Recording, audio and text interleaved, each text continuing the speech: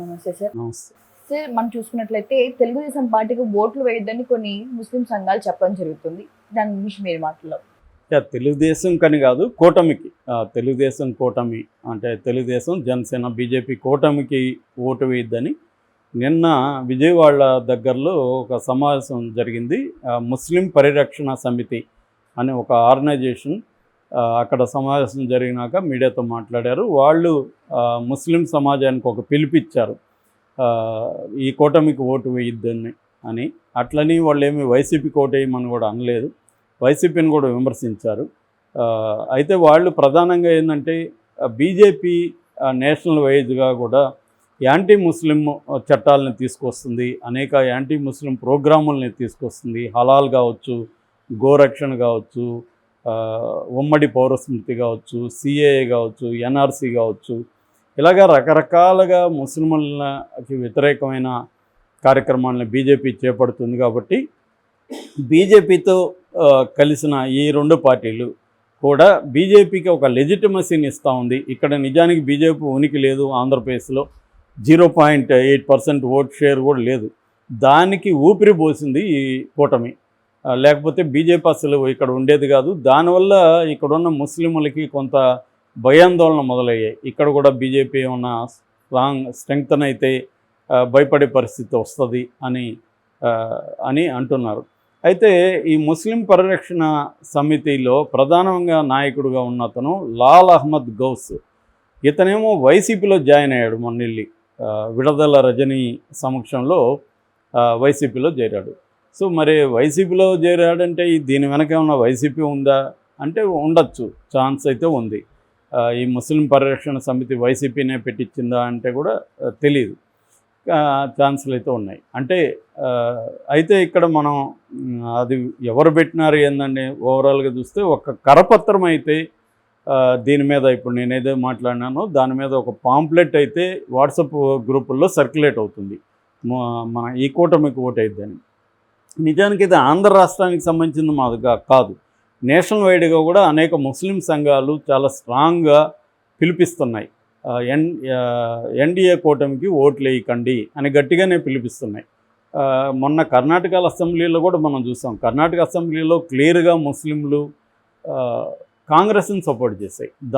ఆ ఫ్యాక్టర్ కూడా one of the factors Congress అక్కడ మంచి మెజార్టీతో గెలవడానికి. ఎందుకంటే అంతకు ముందు నుంచి కూడా ఈ ఎన్ఆర్సీ, ఈ ఏవైతే ఉన్నాయో ఉమ్మడి పౌరస్మృతి, సిఏఏ, వీటికి వ్యతిరేకంగా కాంగ్రెస్ అనేక ఉద్యమాలు చేసింది అక్కడ. ఆ ఉద్యమాలు ముస్లింలతో కలిసి చేసాయి. నేను కూడా అనేక వీడియోలు చూశాను. ఆ ముస్లింలకి వ్యతిరేకంగా ఈ చట్టాలు తీసుకొస్తున్నారు అని చెప్పి చేస్తున్నారు. సో ఆ ఎఫెక్ట్ ఖచ్చితంగా సౌత్లో బీజేపీకి వ్యతిరేకంగా పనిచేసే అవకాశాలు ఉన్నాయి.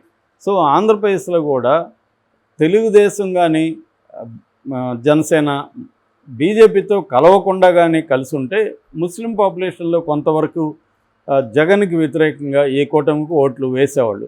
కానీ ఇప్పుడు ఏమైందంటే బీజేపీ కలవడం వల్ల జగన్కే అనుకూలత పెరుగుతున్నట్టుగా చాలా గణాంకాలు చెబుతున్నాయి. చాలామంది కూడా నాకు పనిచేస్తున్న అక్కడ కొంతమంది రకరకాల సంఘాల నాయకులు కూడా చెప్తున్నది ఏమంటే, మొన్నటి వరకు ఇక్కడ ముస్లింలు జగన్ పట్ల కూడా వ్యతిరేకంగా ఉన్నారు. ఎందుకంటే జగన్ అన్ని చట్టాలకి అక్కడ మద్దతు ఇస్తున్నాడు, బీజేపీతో లోపాయికారిగా కుమ్మక్కయ్యాడు, అందుకని జగన్ను కూడా మనం నమ్మలేము అన్న అభిప్రాయం ఉండింది. కానీ ఇప్పుడు ఓపెన్గా వీళ్ళు అది కూడా బీజేపీ ఇష్టం లేకుండా తెలుగుదేశమే వెళ్ళి బలవంతంగా బీజేపీతో పొత్తు పెట్టుకుంటే చంద్రబాబును అసలు నమ్మలేము మనం, జగన్నైనా నమ్మచ్చేమో కానీ చంద్రబాబును నమ్మలేము, మళ్ళీ బీజేపీతో పొత్తు పెట్టుకున్నాడు అన్న అభిప్రాయం ముస్లిం పాపులేషన్లో పెరుగుతుంది. ఇది గ్రేటర్ రాయలసీమలో ఎక్కువ ఇబ్బంది. మామూలుగా అయితే ముస్లిం పాపులేషన్ 7% ఉందని చెప్తున్నారు ఆంధ్రప్రదేశ్లో. కానీ గ్రేటర్ పాపులేషన్లో గ్రేటర్ రాయలసీమ అంటే నెల్లూరు ప్లస్ రాయలసీమ జిల్లాలు, ఈ జిల్లాలలో అంటే ఉమ్మడి గతపు జిల్లాలు, ఓల్డ్ జిల్లాలు కడప, కర్నూలు, అనంతపురం, చిత్తూరు, ఈ జిల్లాలలో ముస్లిం పాపులేషన్ ఎక్కువగా ఉంది కాబట్టి కొంత దెబ్బతినే అవకాశం ఉంది. అందుకని చంద్రబాబు నాయుడు రాయలసీమలో పర్యటిస్తున్నప్పుడు అనేక సార్లు బీజేపీతో రాష్ట్ర ప్రయోజనాల కోసం పెట్టుకున్నాము, జగన్ నాశనం చేసేస్తున్నాడు, అందుకని రేపు పొద్దున మళ్ళీ బీజేపీ అధికారంలోకి వస్తుంది కాబట్టి రాష్ట్ర ప్రయోజనాలని దృష్టిలో పెట్టుకొని బీజేపీతో పొత్తు పెట్టుకున్నాం తప్ప మీకే రకమైన ఇబ్బంది లేకుండా నేను చూసుకుంటాను అని కూడా ముస్లింలని ఆయన ఉద్దేశించి చెప్పారు. అయినా ముస్లింలు ఆయన మాట వింటారా? ఎందుకంటే వాళ్ళకి బీజేపీ ఏ రకంగా బలపడడం కూడా ఇష్టం లేదు. సో ఇప్పుడు బీజేపీ మామూలుగా అయితే వాళ్ళకి ఒక సీటు కూడా వచ్చే అవకాశం లేదు. ఇవాళ వాళ్ళకి 3-4 సీట్లు లోక్సభ సీట్లు వచ్చే అవకాశాలు కనిపిస్తున్నాయి.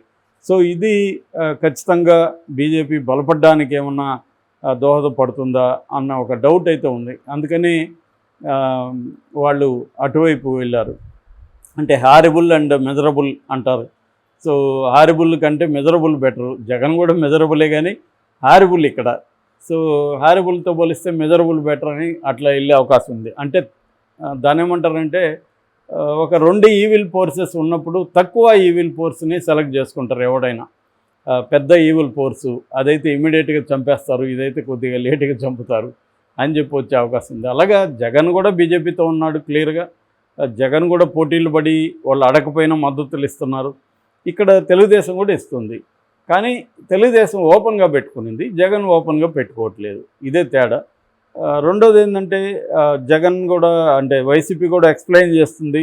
మొన్న వైసీపీకి సంబంధించిన కొంతమంది లీడర్లు కూడా మేము అంశాల వారీగా మద్దతు ఇస్తున్నాం తప్ప మేమేమి వాళ్ళతో పొత్తు పెట్టుకోవట్లేదు.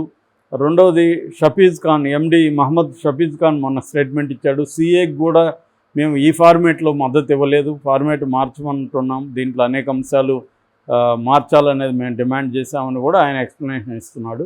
ఏదేమైనా ఇప్పుడు ముస్లిం ఓటర్స్ కోసం తెలుగుదేశం ఇటు ఈ 2 క్యాంపుల్లో ఒక ఇదైతే జరిగింది. అయితే ఇక్కడ ఇంకొక విషయం చాలా మందికి తెలియని విషయం ఒకటి చెప్పాలని నేను అనుకున్నాను. అదేంటంటే చాలామంది ఏమనుకుంటున్నారంటే బీజేపీ ముస్లింలకి యాంటీ అనుకుంటున్నారు. కాదు, బీజేపీ ముస్లిం పాపులేషన్లో రకరకాల వర్గీకరణలు ఉన్నాయి.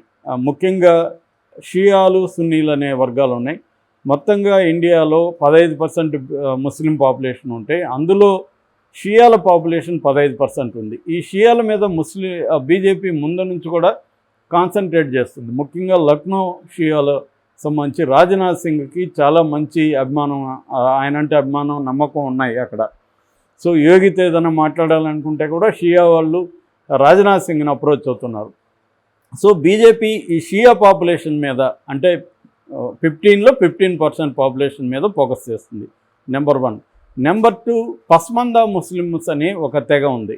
పస్మందా ముస్లింలు అంటే అర్థమైందంటే, పస్మందా అంటే అరబిక్లో అంటే పర్షియన్లో మార్జినలైజ్డ్, వెనకబడిన వర్గాలని అర్థం. మామూలుగా ముస్లింల్లో క్లాస్ పరంగా చూసుకున్నప్పుడు 3 రకాల వర్గీకరణలు ఉంటాయి. ఒకటి అస్రాఫ్స్ అంటారు. అస్రాఫ్స్ అంటే అది డామినెంట్ వర్గం, వెరీ రిచ్ ఎలీట్, వీళ్ళని అస్రాఫ్స్ అంటారు. తర్వాత అజ్లాబ్స్ అంటే బీసీలు, కొద్దిగా మిడిల్ గ్రౌండ్. ఆర్జల్స్ అంటారు. అర్జల్స్ అంటే ఎస్సీలు, దళితులు. సో ఈ వర్గాలు ఉన్నారు. ఈ ఆర్జల్స్ అండ్ అజ్లాబ్స్ అంటే బీసీలు, ఎస్సీలు, ఈ 2 వర్గాలు దాదాపు 85% ఉన్నాయి ముస్లింలు అని చెబుతున్నారు. ఈ 2 వర్గాలని కలిపి పస్మందా ముస్లిమ్స్ అంటారు. ఈ పస్మందా ముస్లిం మహాజ్ అనే ఒక సంఘం కూడా 1998లో ఏర్పడింది బీహార్లో. సో ఈ సంఘానికి అలీ అన్వర్ అన్సారీ దీనికి వ్యవస్థాపకుడు. ఆయన కానీ లేకపోతే దీంట్లో ఆయన ఫస్ట్లో కమ్యూనిస్టులతో ఉన్నారు. మెల్లగా బీజేపీ వాళ్ళు ఈ పస్మందా ముస్లింలని అడ్రస్ చేస్తున్నారు. మైనారిటీ మోర్చా అని ఒకటి ఏర్పాటు చేశారు. మైనారిటీ అవుట్రీచ్ అనే ప్రోగ్రాం పెట్టారు. ఆ మధ్య కూడా మోడీ మాట్లాడుతూ మీరు ముస్లింలుగా ఓటేయకండి, మాకు పస్మందాలుగా ఓటేయండి అని చెప్తున్నాడు. అంటే ఈ పస్మందాల్ని టార్గెట్ చేయడం వెనక వీళ్ళకి 3 రకాల ప్రయోజనాలు ఉన్నాయి. ఒకటేమో ఎలక్ట్రల్ ప్రయోజనాలు. అంటే పస్మందాలు 85% ముస్లింలు ఉన్నారు కాబట్టి దీన్ని విడగొట్టడం ద్వారా ఆల్రెడీ పస్మందాలు బాగా వెనుకబడతనం ఉన్నారు కాబట్టి వీళ్ళకి వెల్ఫేర్ స్కీములు అమలు చేయడం, వీళ్ళని బీజేపీ ఫోల్డ్లోకి తీసుకురావడం ద్వారా వాళ్ళ ఓట్లు తాము పొందాలనేది ఒక రీజను. రెండవ రీజను, ఈ పస్మందాలంతా కూడా ఒకప్పుడు హిందువులే. ముస్లిం రాజులు ఇండియాకు వచ్చిన తర్వాత వీళ్ళందరూ కూడా ముస్లింలకి చేరారు. కాబట్టి వీళ్ళందరూ హిందువులే కాబట్టి వీళ్ళు మళ్ళీ మనం హిందువులుగా మార్చాలంటే వీళ్ళని మనం ఎనిమీస్గా ట్రీట్ చేయకూడదు అనేది రెండవది. మూడవది, ముస్లింల మీద పెద్ద ఎత్తున హింస ప్రయోగిస్తూ ఉంది బీజేపీ అనేది కానీ ఇంటర్నేషనల్గా వెళ్తే ఇంటర్నేషనల్గా ప్రాబ్లం అవుతుంది. అందువల్ల కూడా బీజేపీ ఏంటంటే మేము ముస్లింలు అందరి పట్ల ఒకే దృక్పథంతో లేము అని వరల్డ్ వైడ్గా చెప్పుకోవడానికి కూడా ఇది ఉపయోగపడుతుంది. సో ముస్లింలు అందరూ ఒకే రకంగా లేరు. ముస్లిమ్స్లో వహాబీస్ ఉన్నారు, దియోబందీస్ ఉన్నారు, అహ్నా షరీన్స్ ఉన్నారు, బోహరాస్ ఉన్నారు, కోజాస్ ఉన్నారు, మిమ్మన్స్ ఉన్నారు. ఇంకా కులపరంగా తీసుకుంటే కూడా అన్సారీలు, కురేషీలు, పలాన్లు, సయ్యద్లు, భగవాన్లు ఇలాగ ముస్లిం సమాజం చీలిపోయింది. సో దీన్ని అడ్రస్ చేసి ముస్లిం సమాజంలో ఎక్కువ సంఖ్యలో ఉన్న పస్మందా ముస్లింలని టార్గెట్ చేస్తుంది బీజేపీ వాళ్ళ ఓట్లని తీసుకోవడానికి. అందుకనే 2014లో 9% ఓట్లు వచ్చాయి ముస్లిం పాపులేషన్ నుంచి బీజేపీకి. 2019 వచ్చేసరికి 19%కి పెరిగింది అది. ఇప్పుడు 26% వరకు ముస్లిం ఓట్లు పడతాయని నమ్ముతున్నారు. సో ఈ రకంగా తీసుకున్నప్పుడు ముస్లిం పాపులేషన్ అంతా బీజేపీకి యాంటీగా లేదు. సో అందువల్ల కూటమికి అంత భయపడాల్సిన అవసరం లేదు. ఒకటి. రెండవ అంశం, జగన్కి వద్దు, కూటమికి వద్దు, కాంగ్రెస్కి వేద్దామని కూడా నిర్ణయించుకునే అవకాశం ఆంధ్రప్రదేశ్లో ఉంది. అలా జరిగినా కూడా జగన్కి కూడా ఆ మేరకు నష్టమే. సో ఈ ముస్లిం పాపులేషన్ ఎవరిని డిసైడ్ చేస్తుందనేది చూడాలి ఆంధ్రప్రదేశ్లో.